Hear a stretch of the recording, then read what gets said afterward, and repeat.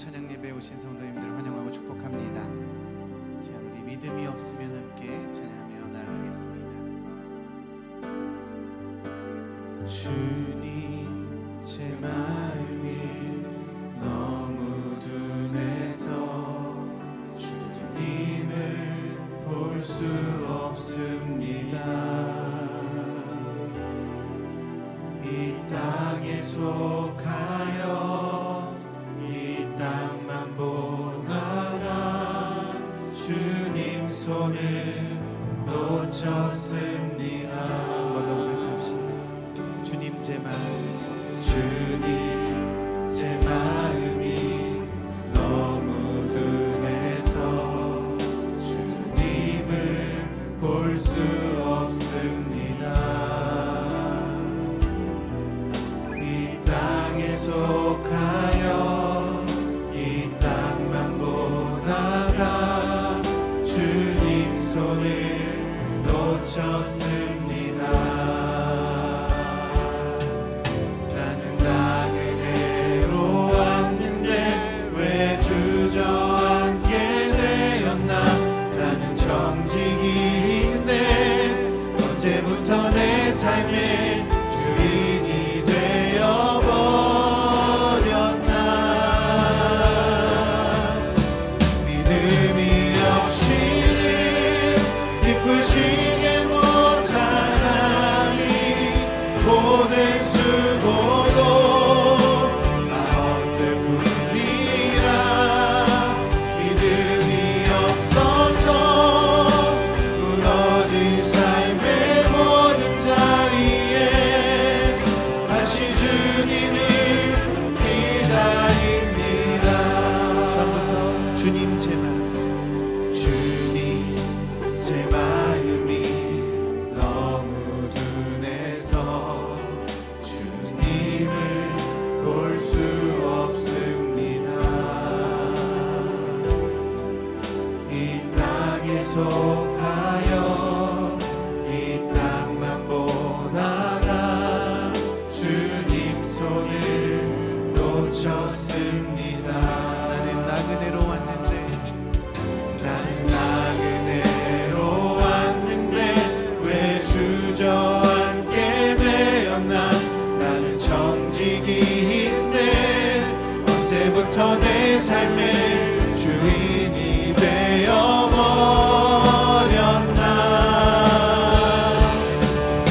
믿음이 없이는 기쁘시게 못하나니 모든 수고도 다 헛된 뿐이라. 믿음이 없어서 무너진 삶의 모든 자리에 다시 주님을 기다립니다.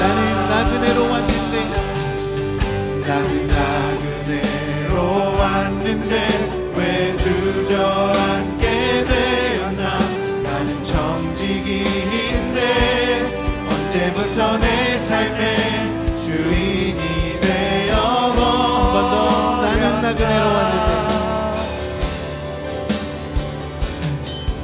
나는 나그네로 왔는데 왜 주저앉게 되었나. 나는 정직인데 언제부터 내 삶의 주인이 되어버렸나. 믿음이 없이는 기쁘시게 못하나니 모든 수고도 다 헛될 뿐이라. 믿음이 없어서 무너진 삶의 모든 자리에 다시 주님을 믿음이 없이는 기쁘시게 주를 찾는 자 반드시 만나리. 믿음이 없어서 무너진 삶의 모든 자리에 더욱더 고백합시다. 믿음이 없이는 기쁘시게 못하나니 주를 찾는 자 반드시 만나리. 믿음이 없어서 무너진 삶의 모든 자리에 다시 주님을 기다립니다. 다시 주님을 한 번 더 다시 주님을 기다립니다. 다시 주님을 기다립니다. 기도하시겠습니다. 하나님, 오늘도 우리의 믿음을 보시고 우리를 하나님의 자녀라 부르시고 주일 오후 찬양 예배로 하나님 앞에 모여 영광 돌리게 하시니 감사드립니다. 이 시간 우리가 더욱더 주님과 함께하는 삶으로 나아가기 위하여 이 시간 모였사오니 주님 우리와 함께하여 주시고 성령으로 충만하여 주셔서 주님과 더 가까워지는 시간 될 수 있도록 주님 우리를 인도하여 주시옵소서. 감사드리며 예수님의 이름으로 기도드립니다. 아멘. 우리 박수 치면서 찬양합시다.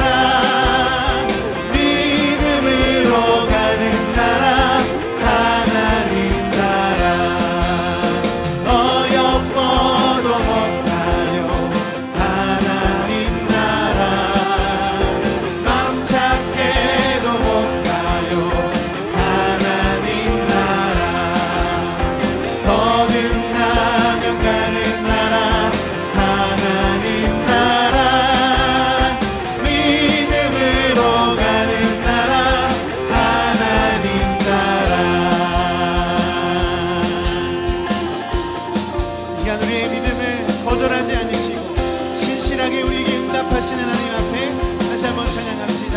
그리 아니하실지라도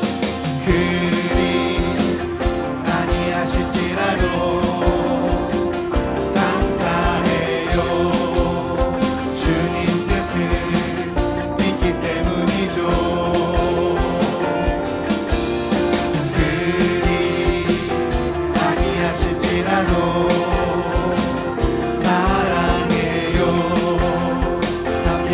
선을 이루어요.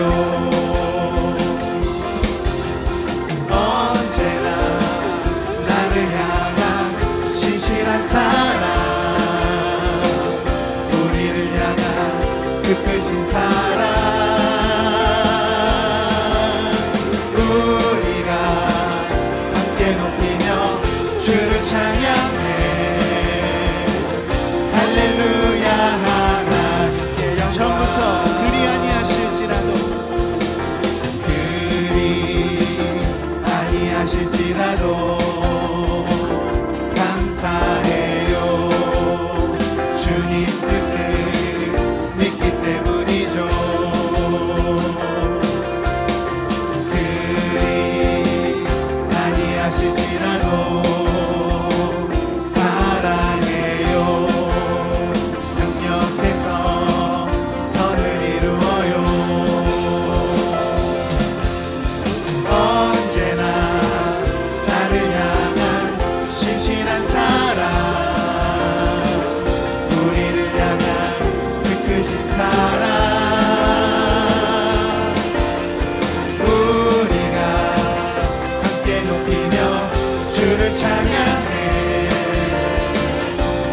할렐루야 하나님께 언제나 나를 향한 신실한 사랑 언제나 나를 향한 신실한 사랑 우리를 향한 그 크신 사랑 우리가 함께 높이며 주를 찬양해 할렐루야 하나님께 영광 거친 세상에서 실패하거든 그 손 못자국만 져라 모든 일 하다가 힘을 얻으니 그 손 못자국만 져라 그 손 못자국만 져라 그 손 못자국만 져라 주가 널 지키며 인도하시니 그 손 못자국만 져라 내가 어둠 속을 걸어갈 때에 그 손 못자국만 져라 주가 참 평안을 내게 주시니 그 손 못자국만 져라 그 손 못자국만 져라 그 손 못자국만 져라 주가 널 지키며 인도하시니 그 손 못자국만 져라 내가 부활의 주 따라가려면 그 손 못자국만 져라 내가 주 안에서 길이 살리라 그 손 못자국만 져라 그 손 못자국만 져라 그 손 못자국만 져라 주가 널 지키며 인도하시니 그 손 못자국만 져라 너의 죄악의 짐 무거울 때에 그 손 못자국만 져라 마음 문 열고서 주를 모셔라 그 손 못자국만 져라 그 손 못자국만 져라 그 손 못자국만 져라 주가 널 지키며 인도하시니 그 손 못자국만 져라 예수의 사랑 예수의 사랑 예수의 사랑 바닷물 결같이 내게 임하니 영광의 물결에 온전히 쌓여서 내 영혼의 깊은 목마르도다 마른 내 영혼 주가 이미 허락한 귀한 영생수 주여 멸망합니다 그 약속 따라서 힘써 강구하오니 오 주여 내 기도 어서 들어주소서 예수의 사랑 예수의 사랑 바닷물 결같이 내게 임하니 영광의 물결에 온전히 쌓여서 내 영혼의 깊은 한량 없도다 내게 약속한 공비 내려주시려 그대의 저 구름 건너편에 떠올라 귀한 징조가 내게 밝히 보이니 나 힘을 다하여 4절입니다 차고 넘치는 주의 은혜의 물결 차게 밀려와 내게 만족합니다 오 할렐루야로 주를 찬송하오니 내 맘의 기쁨이 항상 예수의 사랑 예수의 사랑 예수의 사랑 바닷물 결같이 내게 임하니 영광의 물결에 온전히 쌓여서 내 영혼 한 번 더 예수의 사랑 예수의 사랑 예수의 사랑 바닷물 결같이 내게 임하니 영광의 물결에 온전히 쌓여서 내 영혼의 기쁨 한량 없도다 주님께 영광의 박수 올려드리시며 우리에게 신실하게 응답하시는 주님을 찬양합니다 할렐루야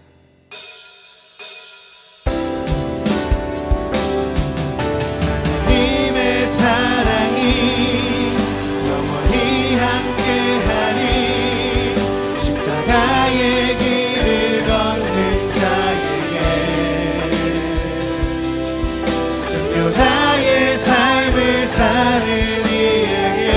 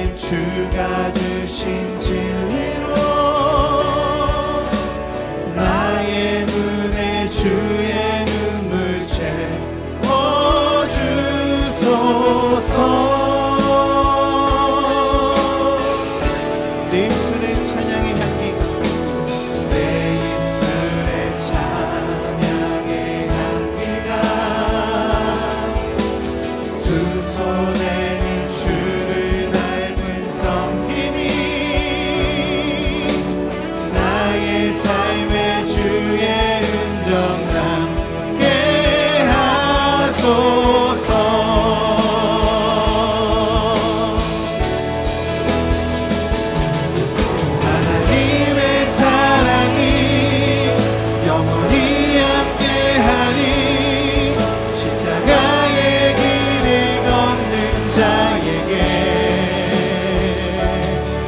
순교자의 삶을 사는 이에게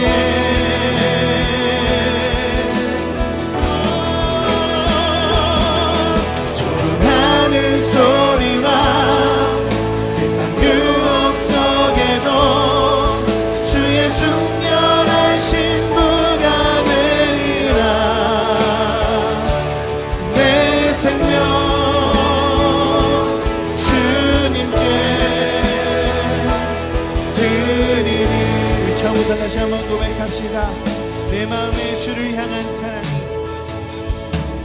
내 마음에 주를 향한 사랑이, 나의 말엔 주가 주신 진리로, 나의 눈에 주의 눈물 채워주소서.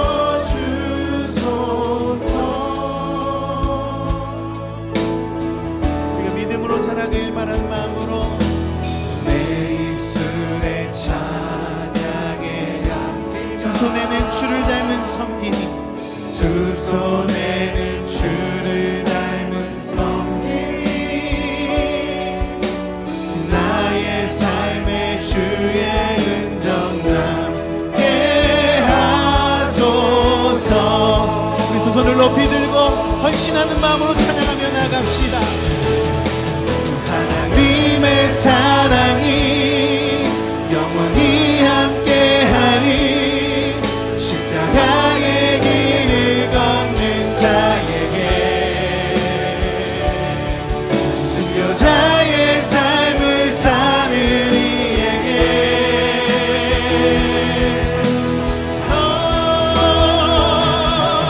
조롱하는 소리와 세상 유혹 속에도 주의 순결한 신부가 되리라.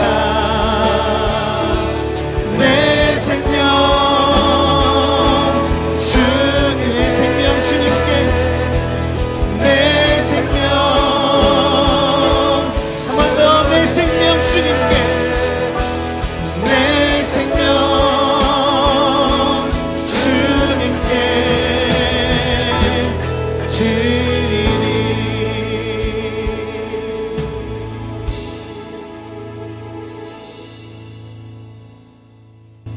모든 것이 변하나 영원히 변치 않으시고 살아계신 아버지 하나님, 주님의 크신 사랑으로 인하여 저희의 안위가 지켜지고 일상의 생활이 순탄하게 하심을 감사드립니다.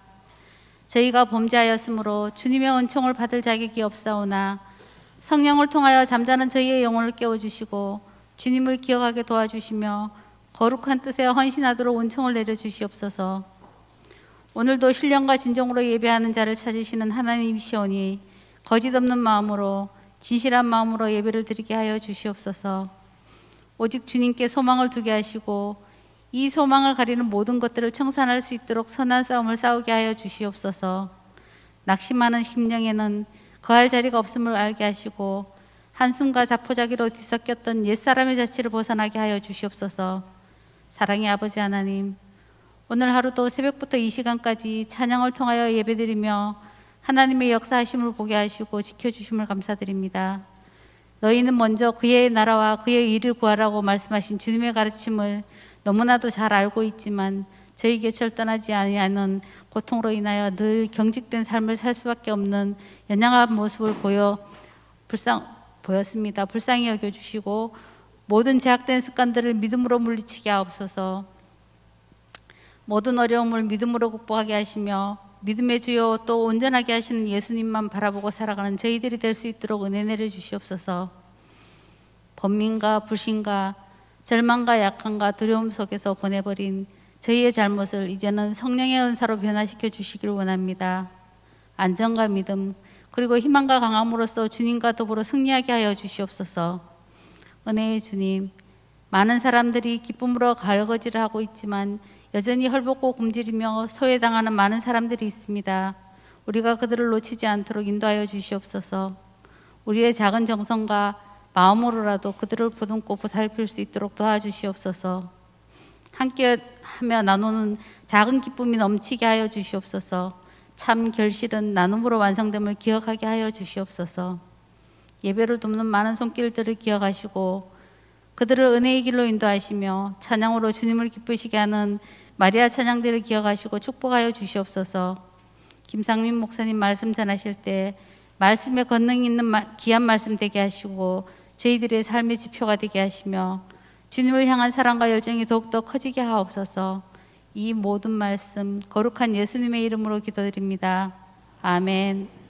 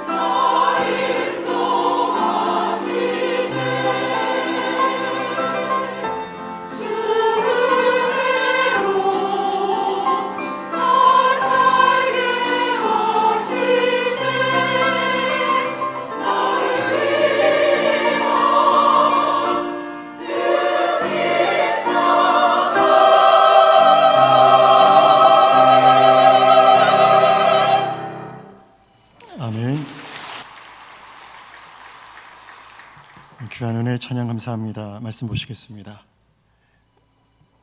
신명기 8장 2절로 3절, 신명기 8장 2절로 3절의 말씀, 두 절의 말씀을 함께 봉독하겠습니다. 함께 봉독합니다. 내 하나님 여호와께서 이 40년 동안에 내게 광야길을 걷게 하신 것을 기억하라.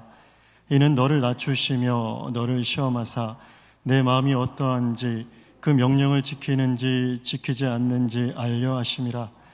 너를 낮추시며 너를 줄이게 하시며 또 너도 알지 못하며 내 조상들도 알지 못하던 만나를 내게 먹이신 것은 사람이 떡으로만 사는 것이 아니요 여호와의 입에서 나오는 모든 말씀으로 사는 줄을 내가 알게 하려 하심이니라. 아멘.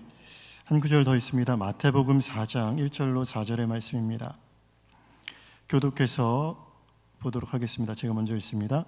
그때 예수께서 성령에게 이끌려 마귀에게 시험을 받으러 광야로 가사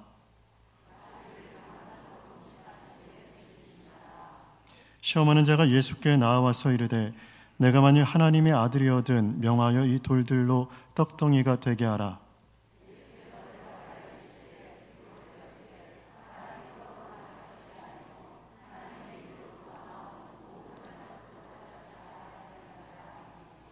아멘. 할렐루야. 예, 오늘은 신명기 8장 2절로 3절, 마태복음 4장 1절로 4절의 말씀을 우리가 함께 보았습니다. 옆에 사람과 인사를 하시는데요. 오늘은 제스처를 갖춰서 한번 인사를 하도록 하겠습니다. 남성분들이 속주머니가 있으시죠? 예, 찾으시면 뭐가 나오실 겁니다. 뭐가 나오시느냐? 이렇게 한번 찾아보세요. 이렇게 해서 찾아보시면 뭐가 나오냐? 하트가 나옵니다. 이렇게. 네, 하트가 나오거든요. 그래서 옆 사람과 여성분들은 없으시면 주머니에서 꺼내시면 됩니다. 이 주머니에서 이렇게 꺼내시면 주머니에서도 하트가 나옵니다. 그래서 옆 사람과 사랑하고 축복합니다. 인사하겠습니다.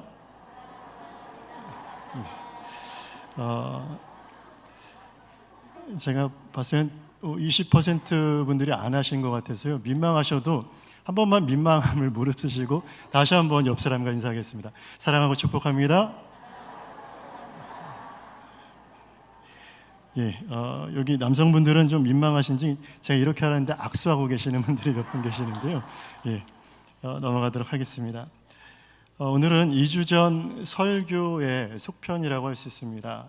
2주 전 설교의 제목이 사람이 떡으로만 사는 것이 아니요 라는 말씀의 제목이었고요. 오늘은 모든 말씀으로 살 것이라 라는 말씀의 제목으로 말씀을 나누도록 하겠습니다. 신명기의 말씀은 이제 가나안 입성을 목전에 두고 하나님께서 이스라엘 백성들에게 이 40년간의 광야 생활의 이유 그리고 만나를 먹이신 그 이유에 대해서 말씀하신 내용입니다. 특별히 지지난주 떡에 속한 만나를 통해서 하나님의 말씀에 대한 훈련, 순종을 훈련시키셨다라고 2주 전에 우리가 나눴던 내용입니다. 우리가 봉독한 두 번째 말씀, 마태복음 4장의 말씀, 이 말씀은 예수님의 시험에 관한 내용이고요. 예수님께서 세 번의 시험을 받으시는데 그중 첫 번째 시험의 내용까지만 우리가 보았습니다. 이 기사의 내용을 우리가 잠깐 살펴보면 4장 1절의 말씀을 보시겠습니다. 그때 예수께서 성령에게 이끌려 마귀에게 시험을 받으러 광야로 가사, 이 장소적 배경은 어디죠? 광야입니다. 2절입니다. 40일을 밤낮으로 금식하신 후에 줄이신지라 라고 말씀하고 있습니다.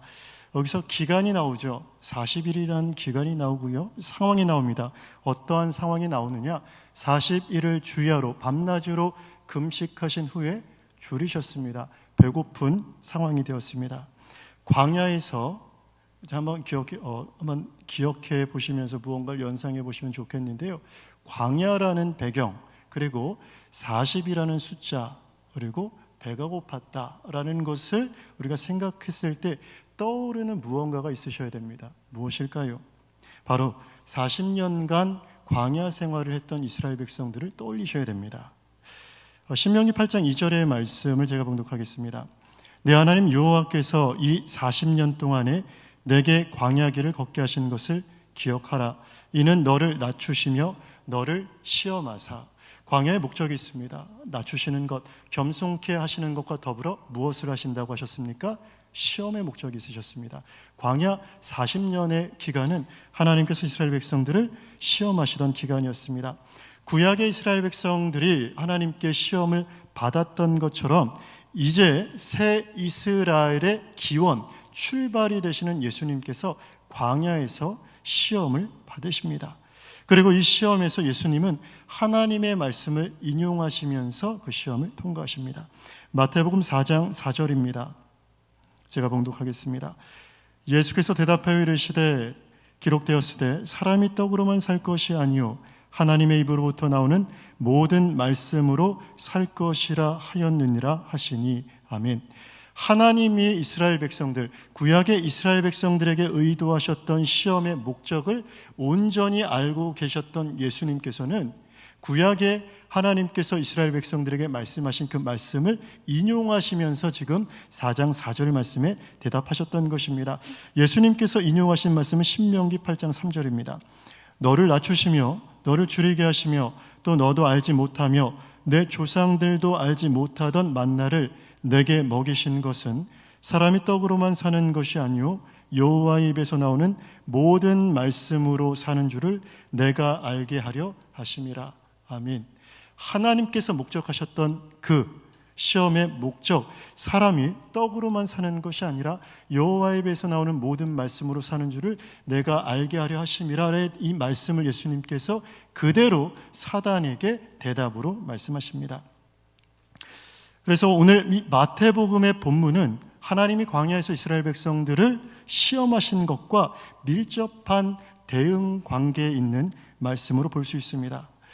우리가 봉독하지 않았지만 마태복음 1장부터 4장까지의 말씀을 간략하게 살펴보겠습니다. 마태복음 1장은 예수님의 족보로 시작합니다. 이 예수님의 족보는 아브라함으로부터 시작되는 하향식 족보입니다.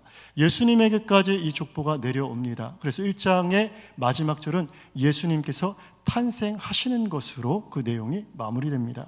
그리고 마태복음 2장의 내용은 태어나신 예수님께서 위협을 받으시는데 헤롯으로부터 위협을 받으시죠. 그래서 천사로부터 고지를 받습니다. 헤롯의 위협을 피해서 어디로 도망하라? 이집트, 애굽으로 도망하라라는 지시를 받고 애굽으로 피합니다. 피신했다가 이제 예수님의 목숨을 노리던 헤롯이 죽었을 때에 다시금 이스라엘로 돌아오라는 고지를 받고 이스라엘로 돌아오시죠. 이것이 바로 마태복음 2장의 내용입니다. 우리가 봉독한 마태복음 4장 전장인 3장에서의 내용은 무엇이냐? 예수님께서 세례 요한에게 세례를 받으시는 장면입니다. 그런데 학자들 중에 일부는 이 예수님께서 세례를 받으신 이 사건을 이스라엘 백성들이 출애굽하면서 홍해를 건넌 사건과 동일하게 취급합니다. 저 역시 여기에 동의하고 있습니다. 홍해를 건넌 사건은 이스라엘 백성들이 세례를 받는 사건과 동일한 사건이기 때문입니다. 그래서 예수님께서 세례를 받으신 이 사건은 거꾸로 말해 예수님께서 홍해를 건너신 사건과 동일하다고도 말씀드릴 수 있습니다. 그러면 1장부터 이 4장까지의 예수님의 동선을 살펴보면 예수님이 애굽에서 홍해를 건너시고 지금 어디로 오셨습니까? 광야에 오셨습니다. 그리고 광야에 오셔서 세 가지 시험을 받으시는데 이 예수님께서 세 가지 시험을 받으신 이 시험이 이스라엘 백성들이 광야에서 받았던 시험을 연대적으로 나열한 것과 같기 때문입니다. 이 세 가지 시험에 대해서 제가 간략하게 말씀드리겠습니다. 이 첫 번째 시험은 예수님의 굶주림에서 출발합니다. 이것에 대응하는 사건이 출애굽기 16장에 등장하는데 이제 이스라엘 백성들이 출애굽한 지 얼마 지나 그들이 배를 고르기 시작합니다. 갖고 나왔던 모든 식량을 소진하고 이제 우리가 굶어 죽게 되었다 하며 모세를 원망하고 하나님 앞에 원망합니다. 그래서 하나님께서 이스라엘 백성들에게 내려주기 시작하신 것이 만나입니다. 만나를 내리시기 직전의 사건이 무엇이냐? 배가 고팠던 이스라엘 백성들 그리고 하나님 앞에 원망했던 사건입니다. 두 번째 시험은 마태복음 4장 7절의 말씀을 제가 봉독하겠습니다. 예수께서 이르시되 또 기록되었으되 주 너희 하나님을 시험하지 말라 하였느니라 하시니 이 말씀은 신명기 6장 16절을 인용하신 말씀인데요. 이 신명기 6장 16절의 말씀을 제가 봉독하겠습니다. 너희가 마사에서 시험한 것과 같이 너희 하나님 여호와를 시험하지 말고. 이스라엘 백성들이 이제 광야를 건너 출애굽기 16장에 하나님께서 내리시는 만나를 먹었습니다. 그런데 바로 그 다음 장인 출애굽기 17장에 어떠한 문제가 발생하느냐, 그들이 르비딤이라는 곳에 이르렀는데 마실 물이 없어서 모세를 원망하고 하나님을 원망합니다. 그리고 하나님께서 그들에게 물을 주시죠. 바로 하나님을 시험했던, 물이 없어서 하나님을 원망하고 하나님을 시험했던 것에 대해 이 르비딤의 사건, 곧 마사의 사건이 바로 예수님 두 번째 시험에 해당하는 사건이라고 할 수 있습니다. 이 세 번째 시험, 바로 마태복음 4장 10절 이 예수님의 대답은 신명기 6장 14절의 인용인데요. 곧 우상 숭배에 관한 말씀입니다. 이제 모세가 하나님 앞에 십계명을 받기 위해서 시내산을 올라가죠. 그리고 40일간 그들을 떠나 있습니다. 이스라엘의 진영을 떠났다는 것입니다. 그때 이스라엘 백성들이 두려워합니다. 모세가 죽었을지도 모른다. 우리를 인도했던 지도자가 이제 우리에게 없다라는 큰 두려움이 휩싸입니다. 그래서 아론을 부추기죠. 우리를 인도할 신을 만들어내라. 그래서 그들의 금고리를 다 빼어 아론에게 모으고 그 금을 부어서 무엇을 만듭니까? 금송아지를 만들죠. 그것이 바로 이 세 번째 시험, 곧 우상 숭배에 대한 시험입니다. 그런데 예수님께서 이 모든 시험을 하나님의 말씀으로 대응하시면서 이제 헤쳐나가십니다. 출애굽을 하고 홍해를 건너 광야를 통과하면서 구약의 이스라엘 백성들이 겪었던 그 모든 시험의 과정을 지금 예수님께서 거치고 계신다라는 것입니다. 예수님은 이렇게 구약의 이스라엘 백성들의 모습을 자신의 삶에 재현하고 있는 것입니다. 다만 큰 차이가 한 가지 있는데, 구약의 이스라엘 백성들은 하나님의 말씀에 순종하지 못하여 뼈를 광야에 묻었지만, 이제 새 이스라엘의 기원이 되시는 예수님은 하나님의 말씀에 순종하심으로 그 모든 시험에 통과하신다는 것입니다. 출애굽기 4장 22절의 말씀을 화면을 통해 우리 성도님들 저와 함께 봉독하겠습니다. 함께 읽습니다. 너는 바로에게 이르기를 여호와의 말씀에 이스라엘은 내 아들 내 장자라. 아멘. 하나님께서 모세를 부르시고 이제 바로에게 보내십니다.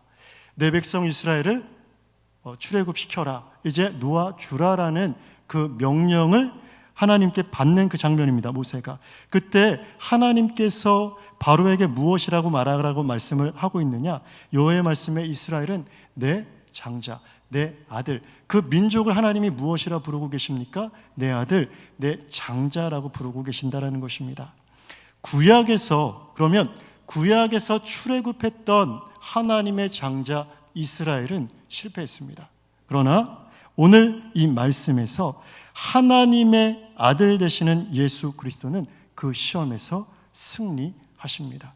이것이 구약의 시험과 신약 예수님께서 받으신 시험의 연결과 또 차이점입니다. 이렇게 예수님은 구약의 이스라엘의 실패와는 다른 승리의 길을 걸어가셨습니다. 그렇다면 예수님은 어떻게 구약의 이스라엘 백성들과는 다르게 승리의 길을 걸어가실 수 있었을까요? 그것은 다름 아닌 제가 아까 말씀드린 대로 구약의 이스라엘 백성들은 하나님의 말씀에 순종하지 않았습니다. 그러나 예수님은 하나님의 말씀에 온전히 순종하심으로 그 시험을 당당히 극복하셨다라는 것입니다. 이처럼 세상과는 구별된 삶이, 구약의 이스라엘 백성들과 구별된 삶, 그리고 많은 세상의 사람들과 구별된 삶이 예수님께서 사신 삶인데, 이 삶, 구별된 삶이 저와 우리 성도님들이 살아내야 되는 삶이며 또 걸어가야 되는 순종의 길이라는 것입니다. 바로 이 교회의 정체성, 성도의 정체성이 구별에 있기 때문입니다. 구별, 세상과는 다른 것, 세상이 걷지 못하는 길을 우리는 걸어야 됩니다.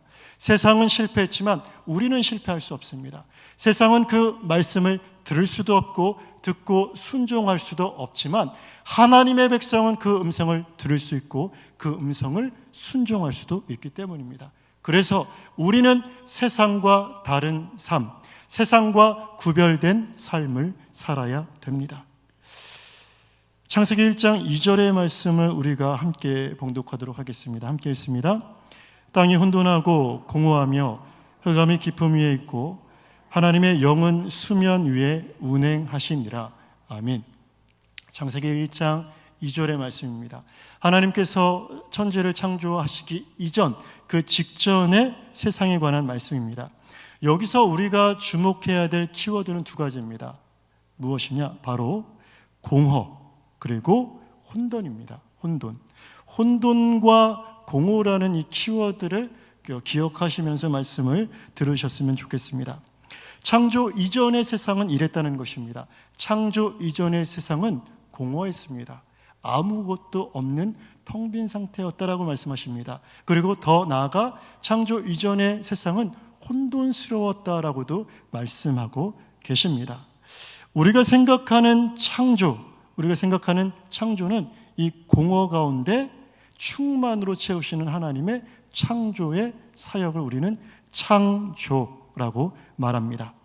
그런데 충만하게 지으신 것들을 질서 있게 나누는 사역, 곧 모든 것을 구획짓고 나누고 구별하시는 사역 역시 이 창조 사역의 중요한 한 축입니다.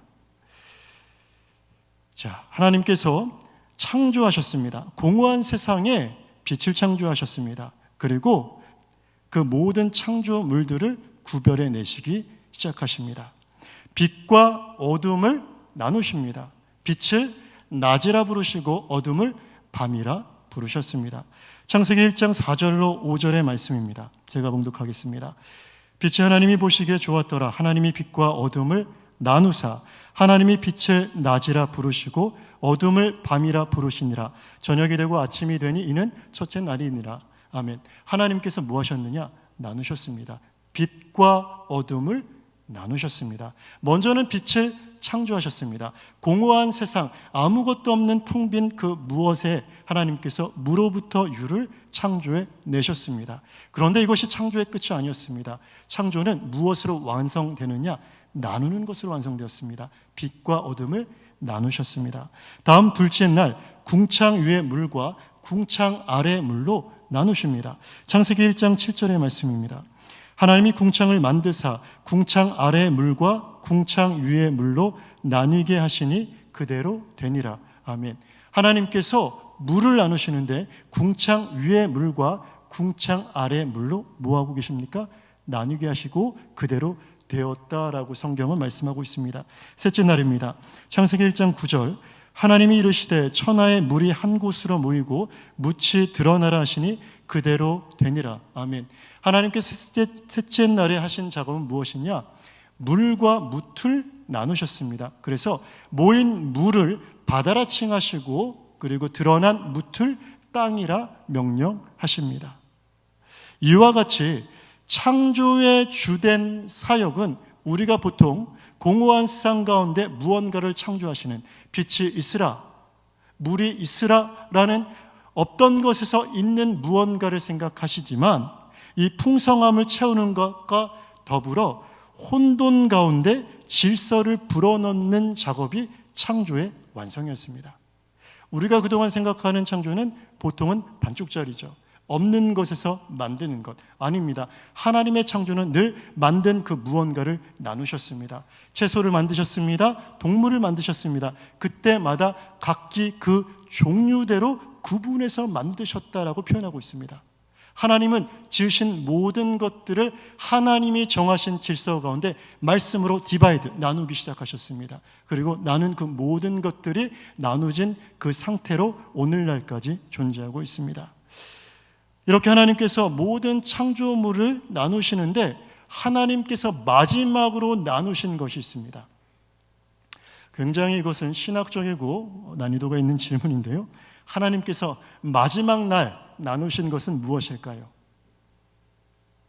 하나님께서 마지막 날에 나누신 것은 무엇일까요? 예, 맞추시는 분에겐 저와 함께 식사할 수 있는 권한을 드리겠습니다. 예. 무엇을 마지막 날에 나누셨느냐? 예, 저랑 식사하기 싫으신 것 같아서 제가 창세기 2장 3절의 말씀을 우리가 함께 봉독해 볼까요? 창세기 2장 3절입니다. 함께 있습니다. 하나님이 그 일곱째 날을 복되게 하사 거룩하게 하셨으니 이는 하나님이 그 창조하시며 만드시던 모든 일을 마치시고 그날에 안식하셨음이니라. 아멘. 자, 답을 드렸습니다. 마지막 날에 무엇을 나누셨을까요? 그렇죠? 날을 나누셨습니다. 평일과 7일이 다르게 나누셨다는 것입니다. 그래서 창조의 완성은 나누는 것으로 끝났습니다. 하나님께서 그 7일 안식일을 거룩하게 나누심으로 거룩하게 되었다는 것입니다. 여기에 오늘 말씀에 힌트가 있습니다. 나누는 것은 단순하게 구별하는 것만을 의미하지는 않습니다. 나눌 때 그것이 어떻게 되느냐? 거룩하게 됩니다. 하나님께서 나누시는 그 모든 것들이 말씀으로 구별하실 때에 그 모든 것들이 거룩하게 구별되었습니다. 곧 하나님은 말씀으로 천지를 창조하시고 지어진 그 모든 것들을 다시 한번 말씀으로 거룩하게 나누셨습니다. 하나님이 지으신 모든 세상이 하나님의 말씀 가운데 거룩하게 창조되었습니다. 말씀 한 구절만 더 봉독하도록 하겠습니다. 민수기 6장 8절의 말씀입니다. 봉독하겠습니다. 자기의 몸을 구별하는 모든 날 동안 그는 여호와께 거룩한 자니라. 아멘. 나시린법에 대해서 말씀하고 있습니다. 사람이 하나님 앞에 자신을 구별하여 드린 그 모든 날 동안 하나님 앞에서 어떠한 자라고 말씀하고 있습니까? 거룩한 자다라고 말씀하고 있습니다. 거룩한 자. 하나님 앞에 구별된 자들은 거룩한 존재들입니다. 오늘 우리 성도님들의 삶에 말씀하시는 그 말씀을 통해서 하나님께서는 세상과 다른 방식의 삶을 살아가기를 하나님께서 우리 성도님들에게 요구하고 계십니다. 그렇게 오늘도 하나님의 말씀을 통해 창세기의 세상의 모든 것들을 거룩하게 나누셨던 하나님의 말씀이 성도님들의 삶을 세상으로부터 거룩하게 나누고 계신다라는 말씀입니다. 바울은 그가 사랑하는 에베소 교회를 떠나며 마지막 고별 설교, 다시 만나지 못할 그 고별의 순간에 유언과도 같은 말을 전합니다. 사도행전 20장 32절의 말씀입니다. 우리 성도님들만 봉독하겠습니다. 읽습니다.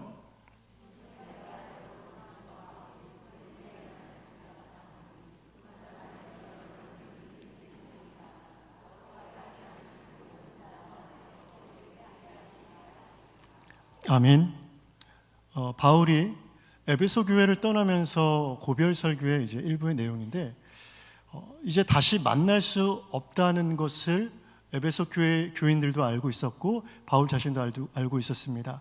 자신의 앞날이 어떠함을 예언자들을 통해서 또 바울 자신에게 주신 하나님의 그 계획을 따라 알고 있었습니다. 그러면 유언이라고 말씀드려도 되겠습니다. 에베소 교회에 주는 유언과 같은 말씀입니다. 그때 이 바울은 사랑하는 에베소 교회를 떠나가면서 이 교회를 위해서 하나님의 능력과 은혜와 크신 기적에 그 교회를 의탁하지 않습니다. 어디에 이 교회를 의탁하느냐? 하나님의 말씀에 그 교회를 부탁하고 있습니다. 지금 내가 여러분을 주와 및 그 은혜의 말씀에 부탁한다라고 말씀하고 있습니다. 에베소 교회, 그 에베소 교회가 온전히 하나님의 말씀 가운데에만 있어야 된다라는 소원을 함께 말씀드리고 있다는 것입니다. 바로 하나님의 말씀이 능력이고 하나님의 말씀이 교회에게 가장 큰 기적이기 때문입니다. 예수님께서도 세상을 떠날 날을 앞두시고 하나님 앞에 기도하십니다. 이렇게 기도하셨습니다. 요한복음 17장 17절입니다. 제가 봉독하겠습니다. 그들을 진리로 거룩하게 하옵소서. 아버지의 말씀은 진리니이다. 요한복음 17장 전체 내용이 예수님의 기도문으로 이루어진 대제사장의 기도라고 소위 이야기되어지는 기도문입니다. 그 중에 일부인데요, 예수님께서 하나님 앞에 자신의 제자들을 부탁합니다. 그들을 진리로 거룩하게 하옵소서. 아버지의 말씀은 진리니이다. 하나님의 말씀으로 내 제자들을 거룩하게 해달라는 요청을 말씀하고 있습니다. 특별한 은혜와 기적이 아닌 바울 사도도, 예수님도 떠날 날을 얼마 남기지 않은 그 시점에 하나님 앞에 은혜의 말씀, 거룩한 말씀에 제자들을, 또 그 교회를 의탁하고 있다는 것입니다. 오늘 우리 성도님들께 한번 여쭤보겠습니다. 성도님들에게 있어서 가장 큰 기적은 무엇입니까? 성도님들이 경험하신 가장 큰 기적은 무엇입니까? 이것은 우리가 어떻게 하나님을 만날 수 있었는가를 생각해 보시면 답을 찾을 수 있는데요, 우리는 예수님의 십자가 없이는 하나님을 만날 수 없었습니다.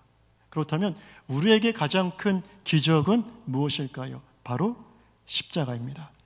우리에게 일어난 가장 큰 기적, 십자가가 어떤 사건인지 성경은 우리에게 이렇게 증거하고 있습니다. 빌립보서 2장 8절의 말씀입니다. 함께 봉독합니다. 사람의 모양으로 나타나사 자기를 낮추시고 죽기까지 복종하셨으니 곧 십자가에 죽으심이라. 아멘. 십자가는 어떤 사건이냐? 죽기까지 복종하신 사건입니다. 자기를 낮추시고 죽기까지 복종하신 사건입니다. 어디 가운데 낮추셨느냐? 하나님의 말씀 가운데 자신을 낮추셨습니다. 하나님의 말씀 앞에 자신을 죽기까지 충성하는 종으로 예수님은 그렇게 사셨습니다.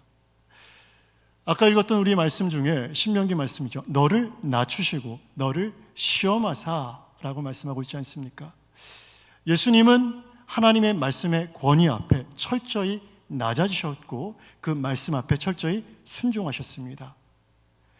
목숨 바쳐 순종하셨습니다. 그 순종의 표본이 무엇입니까? 그 순종의 극치가 무엇입니까? 바로 십자가라는 것입니다. 십자가. 우리는 단순히 저 십자가를 바라볼 때 우리를 위한 희생의 사건으로만 바라볼 때가 많이 있죠. 물론 틀린 말은 아니지만 저 십자가는 순종의 사건입니다. 저 십자가는 철저히 하나님 앞에 낮아지고 죽어지고 복종한 순종의 표본의 사건이 바로 십자가라는 것입니다. 그렇다면 십자가가 우리에게 증거하고 있는 것은 무엇입니까? 많은 사람들이 신비한 기적에 현혹됩니다. 그리고 마음이 빼앗깁니다. 그러나 진짜 기적이 어디에서 일어나는지를 우리 십자가가 우리에게 증거하고 있습니다. 진짜 기적은 하나님의 말씀에 순종할 때 일어납니다. 우리가 구원받은 것, 예수님께서 무리를 걸으셨기 때문에 우리가 구원받은 것 아닙니다. 예수님께서 오병이어로 수많은 무리를 먹이실 수 있는 분이셨기 때문에 우리가 구원받은 것 아닙니다. 초자연적인 사건으로 인하여 비범하신 예수님께서 우리에게 구원을 허락해 주신 것이 아닙니다. 철저히 하나님의 말씀 가운데 종의 형체를 가지시고 종보다 더 낮은 종이 되어 종을 섬기셨던, 죽기까지 복종하셨던 예수님의 순종, 하나님의 말씀에 순종하신 예수님의 순종이 있었기 때문에 우리는 십자가를 기적으로 받아들이고 있다는 것입니다. 십자가가 우리에게 가장 큰 기적이 된 것처럼 오늘날 우리 성도님들에게 기적이 일어난다면 어디에서 일어날 수 있을까요? 바로 하나님의 말씀에 순종할 때만 우리 삶의 기적이 일어날 수 있습니다. 하나님께서 오늘날도 천지를 창조하셨던, 거룩하게 모든 만물을 나누셨던 창조의 말씀으로 우리 성도님들의 삶을 나누기 시작하십니다. 세상과는 다른 가치관을 가지고 다른 길을 걸어가라고 계속해서 말씀하고 계십니다. 우선순위에 대해서도 또 세상에 살아가는 여러 가지 방식에 대해서도 하나님은 계속해서 우리를 세상으로부터 분리해 가시며 우리를 거룩하게 창조하고 계십니다. 다만 그 말씀에 순종하고 계시느냐, 그 말씀 가운데 낮아져서 그 말씀을 온전히 살아내고 있느냐는 별개의 말씀이라는 것입니다. 이스라엘 백성들이 걸어왔던 40년은 나날이 기적의 순간이었습니다. 매일 아침 내려지는 만나, 기적이죠. 하늘에서 음식이 떨어졌다는 것입니다.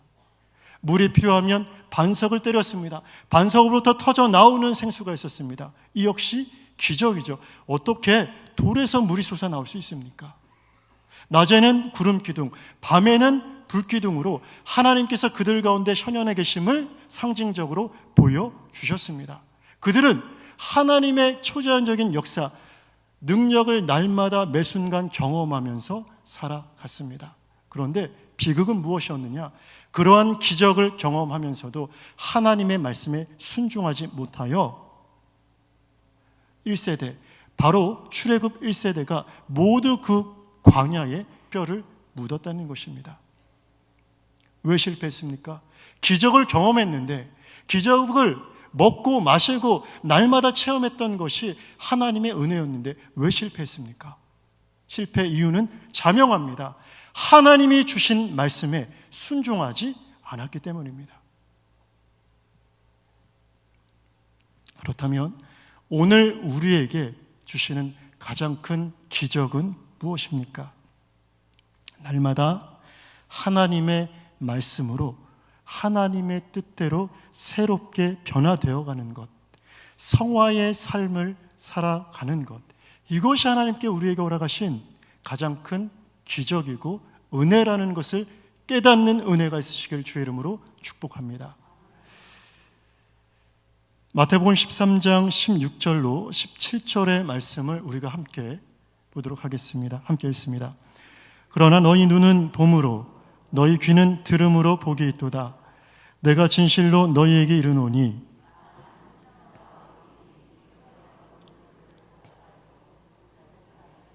너희가 듣는 것을 듣고자 해도 듣지 못하였느니라.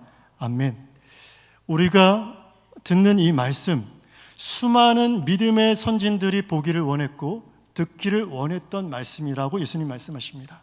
그러나 구약의 많은 선지자들, 믿음의 선진들이 그럼에도 불구하고 이 말씀을 듣지 못했고 보지 못했다라고 말씀하십니다. 그런데 지금 여기 있는 우리는 그 말씀을 보고 있고 듣고 있습니다. 구약의 많은 선지자들, 그들이 보기를 원했지만, 듣기를 원했지만 보지도 듣지도 못했던 그 음성을, 그 말씀을 여기 우리는 듣고 있다는 것입니다. 이것이 우리에게 허락하신 가장 큰 축복입니다. 최고의 기적은 이러한 특별한 하나님의 말씀이 우리에게 임했고, 이 말씀을 들을 수 있는 귀와 깨달을 수 있는 마음을 하나님께서 우리에게 주셨다는 것입니다. 이것이 우리에게 허락하신 가장 큰 선물입니다. 우리 다 선물 갖고 오셨죠? 하나님께서 우리에게 가장 큰 선물로 주신 말씀을 들고 오셨습니다. 그런데 우리가 이 말씀을 어떻게 대하고 있느냐는 별개의 문제라고 말씀드렸습니다. 구약의 이스라엘 백성들이 광야의 뼈를 묻을 수밖에 없었던 것이 우리에게 경고가 되고 있습니다. 이 말씀을 어떻게 대해야 됩니까? 말씀을 마치기 전에 사진 한 장을 보도록 하겠습니다. 사진을 띄워주시죠. 예, 잘 보이시나요? 멋진 사진이 지금 보이시는데, 예, 제 얼굴은 안 띄워주셔도 될 것 같아요. 예, 제가 자막이 흘러갈 거라서요. 죄송합니다. 프랑스의 아마추어 사진작가 루크 페롯이라는 사람이 찍은 사진이라고 합니다. 인도양에 속한 어떠한 섬을 찍은 것인데요. 이 작가가 이 섬에서 이 사진을 얻기 위해서 2년 이상을 기다렸다고 합니다. 왜 기다렸느냐? 대기가 안정되기를 기다렸고, 그리고 좋은 날씨를 얻기 위해서 잔잔한 호수, 그리고 이 대기가 안정되어야 저 별을 잘 찍을 수 있기 때문에 2년 이상을 기다려서 얻은 귀한 사진이라고 합니다.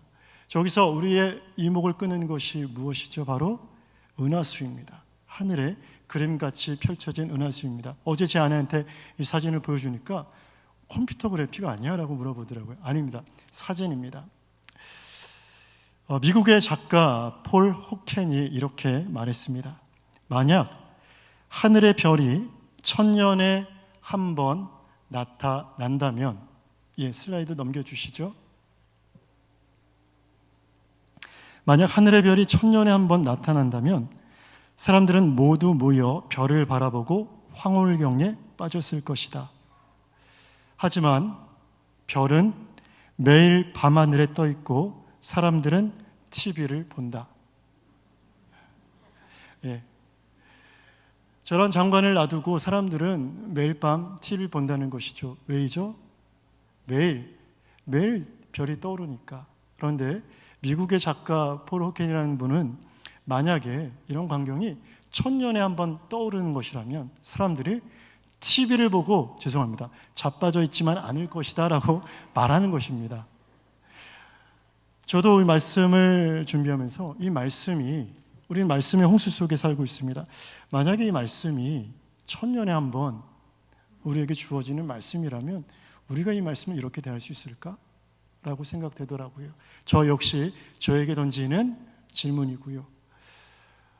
구약의 많은 믿음의 선진들이 보기를 원했고 듣기를 원했던 말씀인데 우리에게 주신 이 귀한 말씀, 우리 성도님들은 어떻게 대하고 계십니까? 구약의 이스라엘 백성들 그러한 기적을 경험하면서도 하나님의 말씀에 순종하지 못해서 죽어갔던 것들을 보면서 우리는 반면교사를 삼아야 될 것입니다.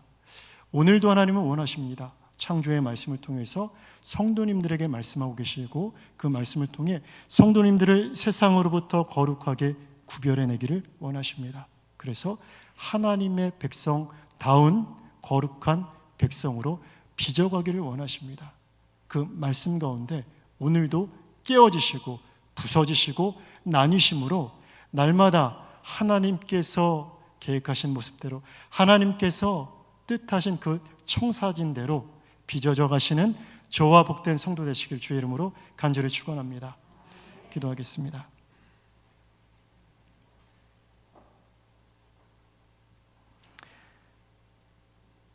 낮과 밤을 나누셨던 그 음성으로 하나님, 오늘날 우리에게 말씀하여 주심을 감사합니다. 그 은혜의 말씀, 그 진리의 말씀을 따라 살 때에 우리의 삶에 기적이 일어난다는 것을 깨닫게 하여 주시옵소서. 하나님, 최고의 기적이 하나님의 말씀이며 말씀에 순종하는 것이 우리에게 가장 복된 길이며 은혜의 길인 것을 다시 한번 깨달아 예수께서 십자가 위에서 죽기까지 복종하신 것처럼 우리도 우리의 삶의 모든 영역에서 하나님의 말씀을 따라 낮아지게 하시고 깨어지게 하시고 부서지게 하시고 죽기까지 충성케 하여 주시옵소서. 감사하며 예수님 이름으로 간절히 기도합니다. 아멘. 교회 소식을 말씀드리겠습니다. 담임 목사님께서 오늘부터 바로 오후 예배부터 온천교회 부흥회를 인도하고 계십니다. 26일 저녁 수요일까지 집회를 인도하십니다. 담임 목사님의 사역을 위해서 또 은혜로운 집회가 될 수 있도록 기도해 주시기 바랍니다. 결혼 소식입니다. 319역 박희춘 장로님, 한현희 권사님의 장남 준영군과 204구역 이호복 권사님, 안현실 권사님의 장녀 현혜양의 결혼식이 29일 토요일 오후 3시 30분 여의도 웨딩 컨벤션 3층 그랜드 볼룸에서 있습니다. 버스 출발은 오후 2시입니다. 많이 참석해 주시고 축하해 주시기 바랍니다. 장례 광고입니다. 411구역 백승기 집사님의 모친께서 오늘 소천하셨습니다. 문덕유 권사님의 시모되십니다. 빈소는 전주 뉴타운 장례식장 301호실이며 조문은 내일 오전 9시 교회에서 출발하도록 하겠습니다. 장례를 당한 가정을 위해서 기도해 주시기 바랍니다. 다시 한번 기도하겠습니다.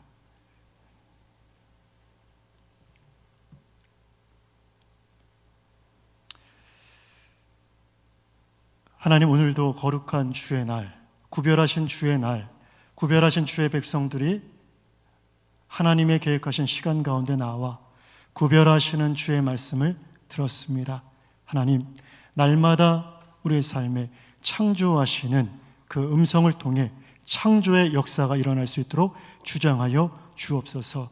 날마다 새롭게 하시는 새로운 존재로 창조되는 주의 백성 되게 하시고, 또 우리의 가정이, 우리 교회가, 우리가 밟고 살아가는 모든 삶의 현장이 말씀을 따라 새롭게 되어질 수 있도록 역사하여 주시옵소서. 이 시간도 주님 앞에 귀한 예물 올려드립니다. 하나님, 각양의 모습과 뜻을 가지고 귀한 예물 올려드리오니 하나님 그 목적에 부합한 응답으로 우리 성도들의 삶에 역사하여 주시옵소서. 이제는 우리 구주 예수 그리스도의 은혜와 하나님 아버지의 크신 사랑하심과 성령 하나님의 교통하심이, 진리의 말씀, 창조의 말씀, 우리를 거룩하게 하시는 하나님의 음성 가운데 날마다 자신을 낮추며 죽기까지 복종하신 예수와 같이 충성된 순종하는 삶을 살기로 결단하는 주의 백성 머리 위에와 저들의 가정과 섬기는 교회 위에 지금부터 영원토록 함께 하시기를 간절히 축원하옵나이다. 아멘.